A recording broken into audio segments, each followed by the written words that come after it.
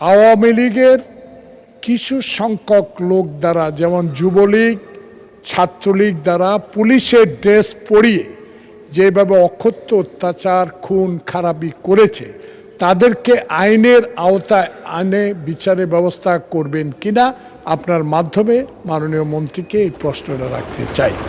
যারা সশস্ত্র হামলা চালিয়েছে, যে ড্রেস যেটাই হোক, সেটা যেই বাহিনীর ড্রেসই হোক, এবং আওয়ামী সন্ত্রাসী গোষ্ঠী, যুবলীগ, ছাত্রলীগ, যারা যেই বাহিনীর ড্রেসই পড়ুক, তারা সবাই অপরাধী।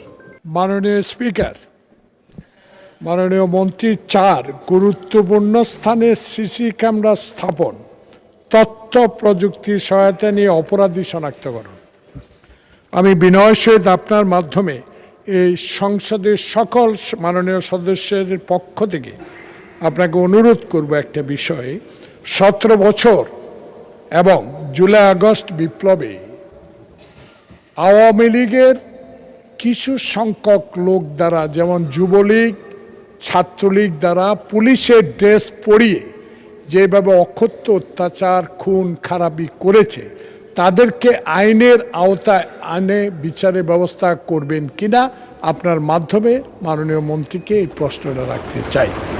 মাননীয় মন্ত্রী মহোদয়। মাননীয় স্পিকার, আপনাকে ধন্যবাদ। এই প্রশ্নের কিছু উত্তর মনে হয় আমি বিগত উত্তরের মধ্যে দিয়ে দিয়েছি। তারপরে শুধু সময় নষ্ট না করে পার্লামেন্টের সংক্ষিপ্তভাবে বলি, জুলাই অভ্যুত্থানকারীদের, জুলাই যোদ্ধাদের বিরুদ্ধে, সাধারণ জনগণের বিরুদ্ধে যারা সশস্ত্র হামলা চালিয়েছে, যে ড্রেস যেটাই হোক, সেটা যেই বাহিনীর ড্রেসই হোক, এবং আওয়ামী সন্ত্রাসী গোষ্ঠী, যুবলীগ, ছাত্রলীগ, যারা যেই বাহিনীর ড্রেসই পড়ুক, তারা সবাই অপরাধী, এবং তাদের বিরুদ্ধে মামলা দায়ের হয়েছে, না হলে আপনারা দায়ের করবেন, এবং সকল মামলার সুষ্ঠু তদন্ত হবে। বিচার করার দায়িত্ব বিচার বিভাগে, জুডিশিয়ারির, বিচার হবে ইনশাআল্লাহ।